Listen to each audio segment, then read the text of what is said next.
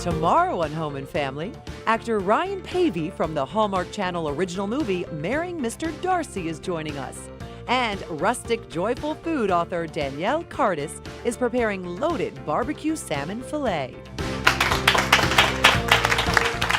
Welcome back. Forbes magazine called their blog one of the most popular personal development sites of the past decade. Wow. That is quite a title, and we're glad they're here. They're here with their new book. It's called Getting Back to Happy. Please welcome Marc and Angela Chernoff.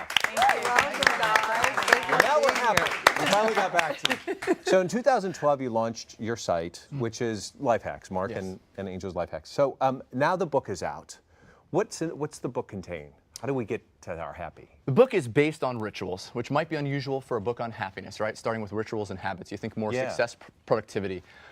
10 years ago, we lost 2 loved ones back to back, downturn of the economy, lost a job, and we were struggling desperately. And what we realized is it wasn't the big goal of trying to go out and like solve our problems, right? We knew where we wanted to be. And sometimes when we were thinking about that, we were judging ourselves for where we were. And so we realized that it was the small steps, it was the rituals, right? The little things that we could actually do every day when we were heartbroken, to take steps forward, to actually see that progress in our lives. Boy, we could all use that. And it was a game changer for us. It's so true. It's just the small things. You're right. And the little things, which are daily rituals, end up becoming habits. But like you say, in the book, it's all about daily rituals, one of them being keeping a silver lining list, which I love so much. But you also say it's very important to have an accountability partner. How does this relationship work between you and the accountability partner? So if you know someone's checking up on you, you're more likely to complete what you say you're going to do. So we love this process of having an accountability partner. And what you do is you create a list, say 5 to 10 things, of things you want to accomplish during the day. Like it could be, I want to wake up at 6 a.m. every day. I want to spend at least an hour with my son of uninterrupted time. I want to drink at least 8 glasses of water. And so you create a list of 5 to 10 things that are doable. Yes, things that are doable that you want to do. And they don't have to be huge things because you want to be able to do them every day. So you write a list and your accountability partner writes a list. And then you switch lists. And then the other person is asking you your questions. So then you don't feel as though they're badgering you because they're your questions. And these are things that you want to be held accountable to complete. And you're embarrassed if you don't. Yes. And then, why are you asking me that? Well, because you wrote it down. Very helpful, right? Yes, that's And to exactly be clear, when you say accountability partner, it doesn't have to be a husband or a spouse. It could be a best friend. It could be a sister, brother. And it could be via email. You know, it doesn't have to be someone you see every day, but you can do it just via checking email, in with each other. That's That's good. Yeah. We have a lot of those around here. We do.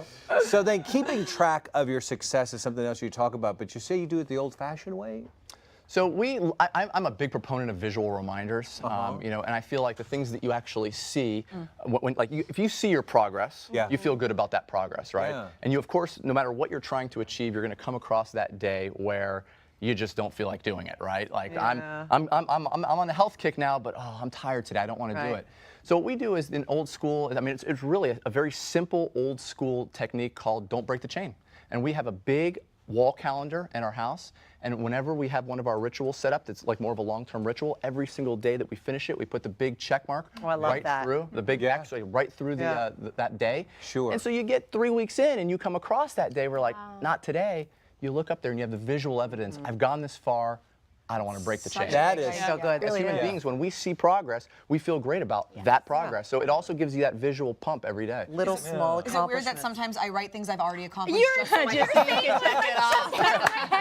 No, I already did this though. I should have added it so that I could have crossed it. And then I do that. You're hitting 2 birds with one stone. Okay, good. No, but that's true. I do that too again because it makes you feel like, I did it. No, I 100%. So you also say that if we follow these daily rituals, like we're supposed to on a daily basis, then we eventually can become our own life coaches. Yes, right? Absolutely. I mean, you don't realize how much your thoughts, they're so powerful, right? And sometimes we can question our own thoughts and ask ourselves, you know, what are we thinking? You know, in the midst of, you know, stress and anxiety, like writing down those thoughts and saying, okay, let me break this track I'm on right now and let me write down the thoughts. When I'm feeling anxiety, when I'm feeling stressed out, let me write down that thought. And then when you have some time for self-care, maybe once a week on a Sunday or a Saturday, take some time and review that thought and ask yourself a series of questions. And the first question can be, is this all that is true, right? Because sometimes we get tunnel vision and all we see is the negativity when there's so much more that's true, but we're just focusing on that one negative thought. So what else could be true? What else is true besides this thought? And another question could be, you know, when I think this thought, how does it make me feel? Who am I with this thought in my mind? Yeah, and what else would I see if I could remove it? Yeah. You know, because when we are being negative, we have that tunnel vision on that one thing that's bothering us. We're missing everything in the periphery. Yeah. So if we can start thinking about, like, if we could somehow look into that periphery, what else would we see besides this thing that's bothering us? It doesn't mean that that thing that's bothering us is not true, but there's more to it than that. Yeah. It makes you a better person too. Yeah. Without a doubt, yeah. I know you had a question. It wasn't the previous one you did. Did you check it off? Yeah. I did. I said that one, so I checked that one off, and now I have another one. What if you like fall off track? What if you are doing this, you're doing a great job, but you find yourself falling off track? Is there kind of an easy way to get back on? First and foremost, forgive yourself for doing it. We all do that, right? I mean, sometimes we come down really hard on ourselves, and that's where we literally start berating ourselves for the fact that we did fall off track, right? Yeah. And we have to understand that we're more than one thing. Like, we are productive people, but sometimes we're not. We're not always productive people, right? So there's that level of forgiveness that comes into play. And then just start taking the next step. You know, I think oftentimes, you know, like don't kick yourself for it. Just take that next small step and realize that you don't have to wait for passion to arrive. That's a big misnomer. Oftentimes we think, you know, I'm feeling bad today for the thing that I missed, and so I need to wait for that passion to make me go out and do something again. But action leads to passion because action leads to those little bits of progress that then you can say, oh, you know what? All right, I took my step forward today and I feel good about it. And that's how you can build your motivation up to take the next one and the next. Well, so something that motivates me are affirmations. I'm a big believer in affirmations, and I do them when I do yoga. So I set my intention and I do the whole, you know, thing. Is that, do you guys have like any advice in, I guess, in that realm of like affirmation? I think that's a great way to start your day. You know, affirmations work great for some people, you know, and that's good to have and to set your intention. So yeah, having those rituals in place, because that right there is a ritual, right? That's something you do every day that sets the tone for the day, that helps you take that positive step forward. Yeah, I mean, for us, again, visual, right? Just being able to get it out of your mind in a place where you can see it. And that way, imagine like you're doing a gratitude journal, for instance. At the end of every day, sit down and reflect on the 3 small wins of the day. I made it home safely from work today. I have someone who loves me, right? Little things, not big things. And then you have that little book so that not only are you reflecting at the end of the day, but on those hard days, you can go back and reference it and say, you know what? It's not that bad. Like, let me look at what I have to be grateful for.